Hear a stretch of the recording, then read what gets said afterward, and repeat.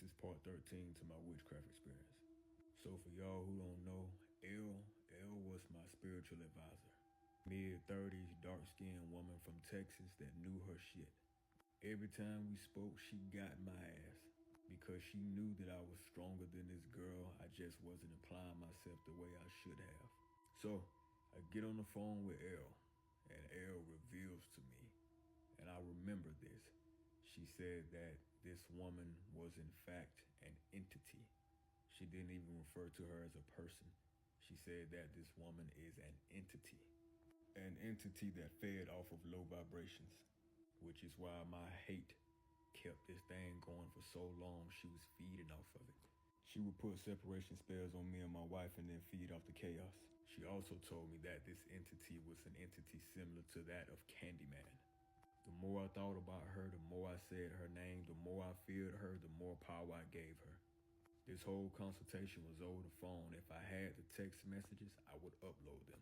And if L still did business for the public, I would get her on a phone call and have her in this video.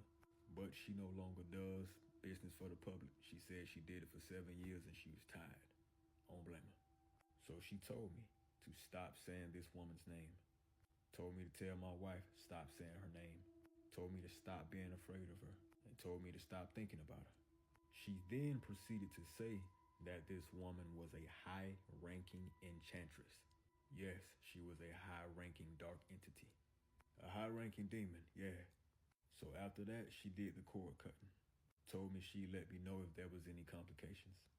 I had a dream later on, homie, that this woman saw what was going on, saw the people praying for me, and saw L doing this cord cutting, and she realized that she was outnumbered and outmatched. So she backed away for the moment. But what I also saw was this woman committing suicide, doing a destiny swap spell, and jumping into another body to try to come at me again from a different vessel. I ain't gonna lie to you, homie, I was scared. But I realized that she fed off of fear, and that I had to get out of this low vibrational state if I wanted to defeat this woman. Having that cord cutting done meant nothing if I was still gonna be in this low vibrational state. So a couple days later, and the cord cutting was done. The feelings were different. It felt like somebody was on the outside of my spirit, knocking on the door trying to get in. She was no longer inside. So imagine being in your living room and somebody knocking on your door all day. It's gonna aggravate you, but you don't have to let them in. That's essentially what it felt like.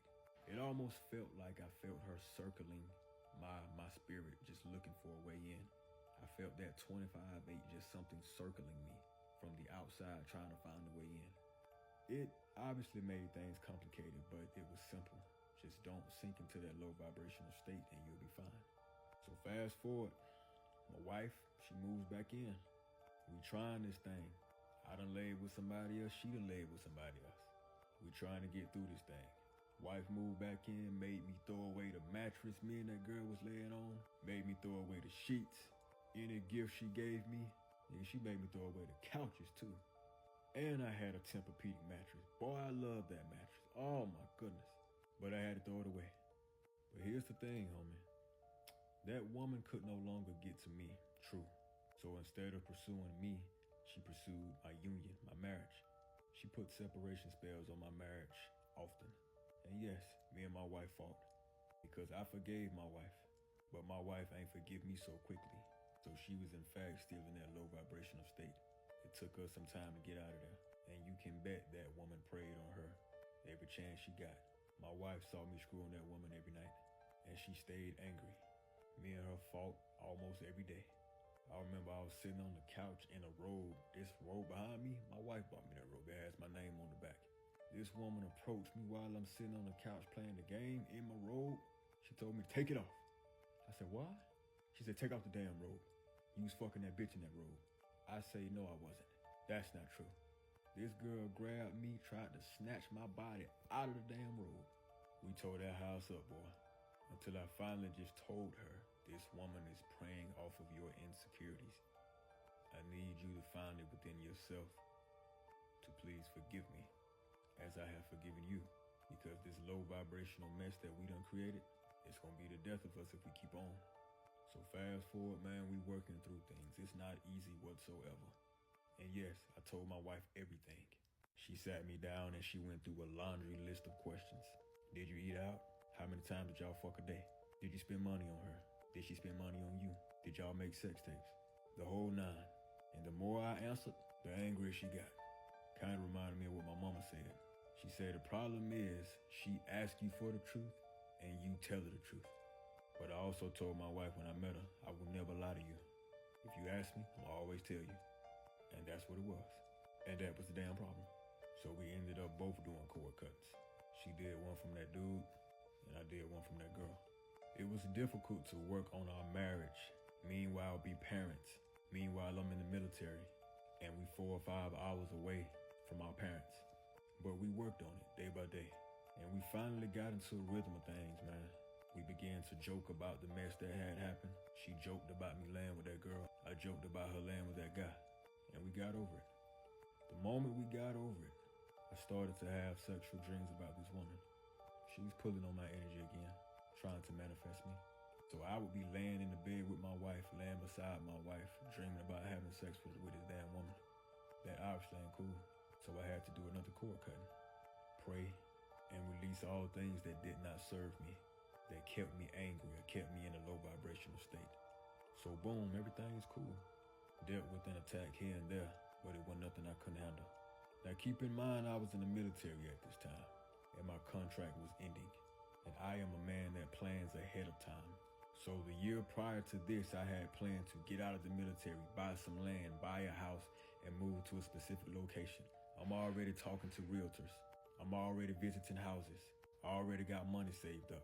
And I had a 787 for a credit score. That was the most important thing to me at that time. If you're grown, then you know.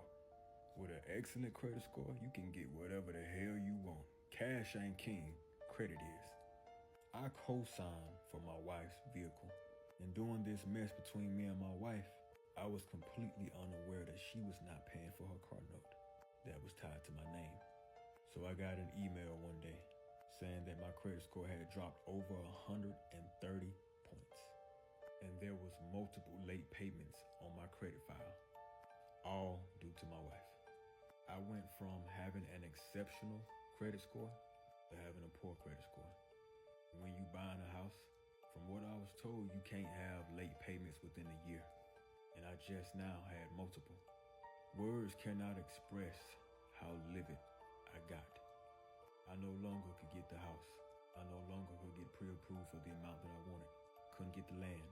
I had to use the money that I had saved up for the house to put towards the debt that she had created for this damn car.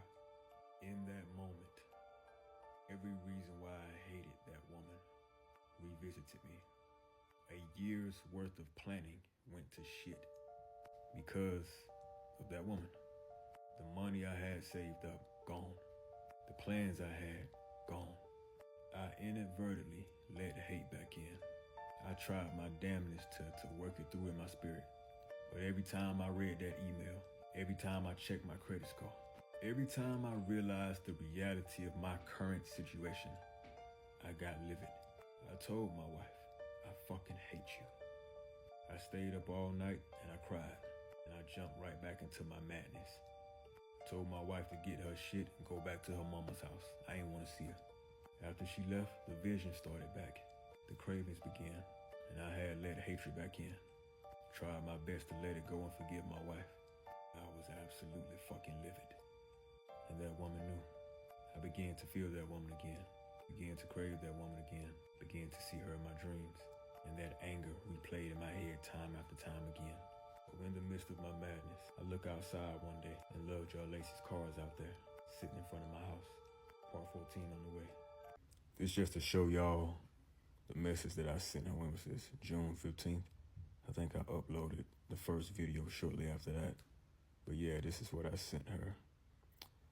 And you can see that she said she no longer offers services to the public. Told me I could upload her and tag her, but she deleted all of her social media. So it's real difficult to tag her when the shit don't exist. But she said she was tired, so I understand that.